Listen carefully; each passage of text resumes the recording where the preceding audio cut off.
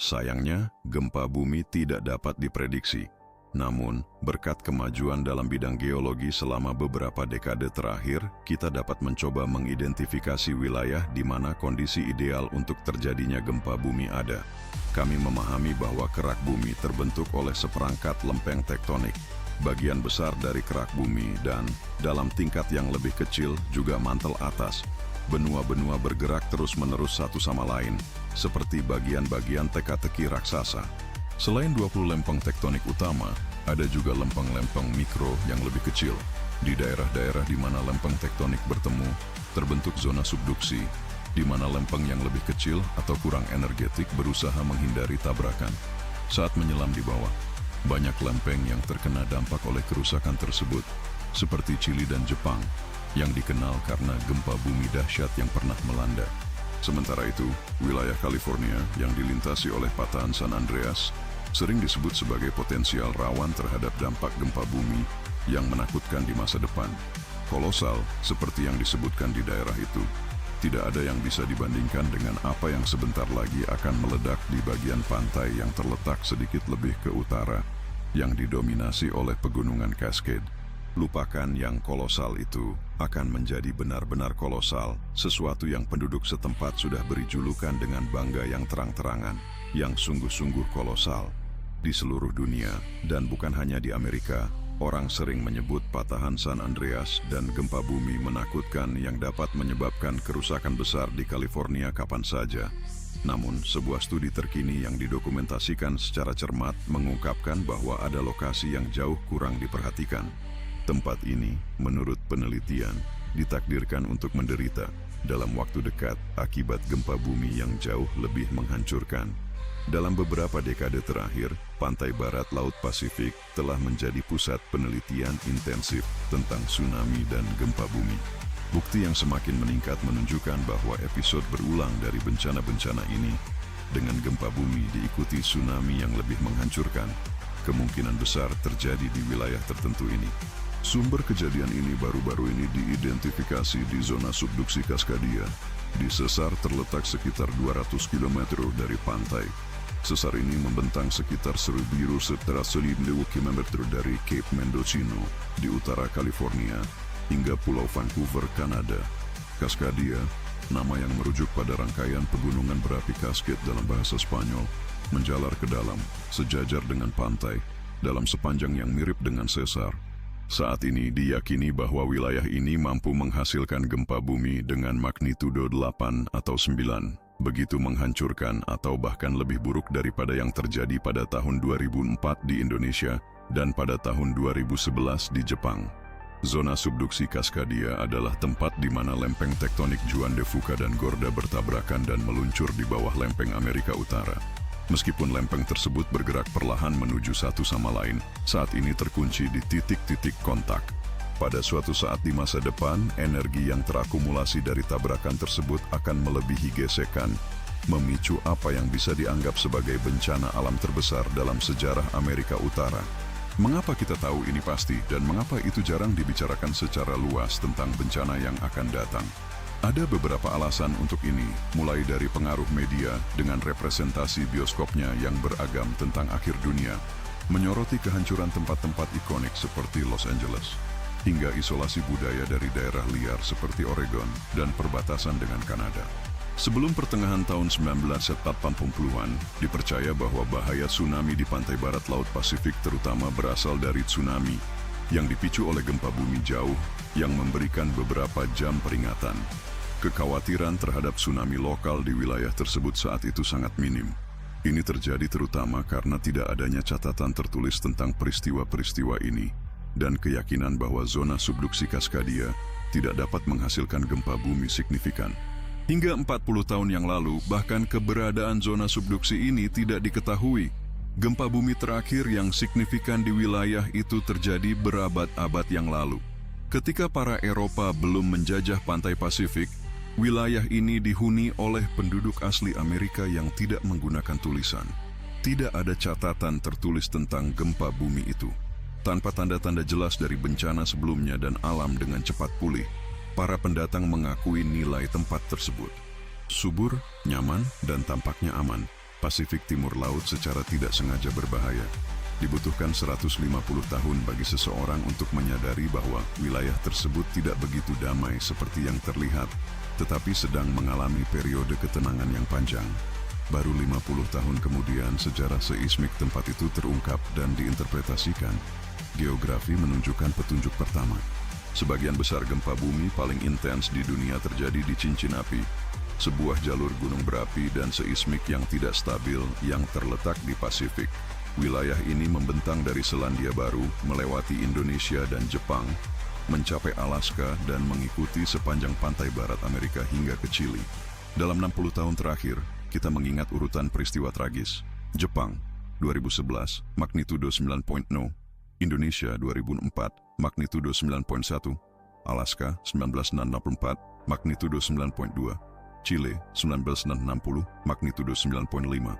Hanya pada akhir dekade 1990-an, dengan penemuan teori lempeng tektonik, para ahli geologi berhasil menjelaskan pola ini. Cincin api, seperti yang diidentifikasi, terungkap sebenarnya merupakan cincin zona subduksi. Jangan lupa berlangganan saluran kami sebelum melanjutkan. Aktifkan pemberitahuan agar tidak ketinggalan video kami setiap hari. Wilayah ini sering terkena gempa bumi yang disebabkan oleh pergerakan lempeng benua yang terhalang oleh lempeng samudra, seperti situasi antara Amerika Utara dan lempeng Juan de Fuca yang akhirnya terlepas secara tiba-tiba. Hampir semua gunung berapi bermula dari geseran lempeng samudra di bawah lempeng benua, mencapai suhu dan tekanan ekstrim yang mengakibatkan leburan batuan di atasnya. Tampaknya hanya wilayah barat laut dari cincin tidak menunjukkan bukti aktivitas seismik sebelumnya atau saat ini. Mungkin ada kegagalan di cincin api. Penyelesaian kasus tersebut terungkap dengan penemuan banyak dokumen dari periode tersebut di Jepang. Di antaranya adalah deskripsi gelombang besar yang menghancurkan pantai. Meskipun jelas itu adalah tsunami, asal-usulnya tidak diketahui, disebut dalam kronik kuno sebagai tsunami orphan, tanpa penjelasan yang jelas. Beberapa tahun kemudian, pada tahun 1996, diketahui bahwa tsunami disebabkan oleh gempa bumi berkekuatan 9.0 yang terjadi di Amerika Utara pada 26 Januari 1700. Penemuan ini mengungkap bahwa beberapa suku asli Amerika melestarikan dan membagikan ingatan tentang peristiwa tersebut. Cerita-cerita mengenai gempa bumi dan tsunami, dulu dianggap sebagai legenda, ternyata menjadi cerita yang benar. Berdasarkan catatan Jepang dan tradisi lisan suku asli Amerika, saat ini kita cukup yakin bahwa pada pukul 21 Wanzu, pada 26 Januari 1700, terjadi salah satu gempa bumi terbesar yang pernah terjadi di dunia di sepanjang pantai barat Amerika Utara. Patahan bawah laut Cascadia terputus sepanjang seluruh lengkungannya, menghasilkan getaran yang kuat dan memicu tsunami besar yang menyebar di Pasifik menuju Asia Tenggara. Analisis bukti geologi yang dapat dipercaya menunjukkan bahwa peristiwa ini bukanlah kejadian tunggal, melainkan bencana yang terulang beberapa kali dalam interval yang tidak teratur selama ratusan tahun. Bukti-bukti geologis menunjukkan bahwa sekitar 41 gempa bumi signifikan terjadi di wilayah Cascadia dalam 10.000 tahun terakhir. Bagaimana hal ini ditentukan? Ketika terjadi gempa bumi besar di samudra, gelombang yang dihasilkan menyebabkan lumpur dan pasir mulai mengalir sepanjang tepi benua dan di lembah bawah laut. Di area dataran abisal, endapan tebal yang dikenal sebagai turbidit bergerak. Sedimen dapat dengan mudah dibedakan dari materi halus yang mengendap di antara peristiwa tektonik. Dengan memperkirakan partikel halus menggunakan karbon 14 dan metode lainnya, kita dapat menentukan dengan tepat kejadian gempa bumi dalam 10.000 tahun terakhir. Membagi 10.000 dengan 41 menghasilkan 241 yang mewakili interval rekurensi Cascadia, menunjukkan rata-rata waktu dalam tahun antara gempa bumi. Periode ini mengkhawatirkan karena dua alasan. Cukup lama untuk memungkinkan terbentuknya seluruh peradaban di atas sesar benua kritis, dan pada saat yang sama tidak cukup lama untuk memicu kekhawatiran tentang hal ini. Telah berlalu 315 tahun sejak siklus terakhir, dengan rata-rata kejadian kembali sebesar 241 tahun. Meskipun interval berdasarkan nilai-nilai rata-rata, 10 dapat mewakili baik rata-rata dari 9 dan 11, maupun 2 dan 18. Baru-baru ini, Para geolog memprediksi probabilitas 37% terjadinya peristiwa magnitudo 8,2 dalam 50 tahun mendatang dan peluang antara 10 dan 15% bahwa seluruh zona subduksi Kaskadia dapat runtuh dengan magnitudo 9. Dua acara simultan dalam interval waktu yang sama. Pada suatu saat, gerakan tekanan lempeng akan menjadi statistik tidak dapat dipertahankan dan pada saat itu plate North American akan melonjak seperti pegas. Setelah itu, hanya tinggal membayangkan apa yang akan terjadi. Gempa bumi dengan magnitude lebih dari 9 yang akan mengguncang seluruh cincin Pasifik melalui zona penurunan.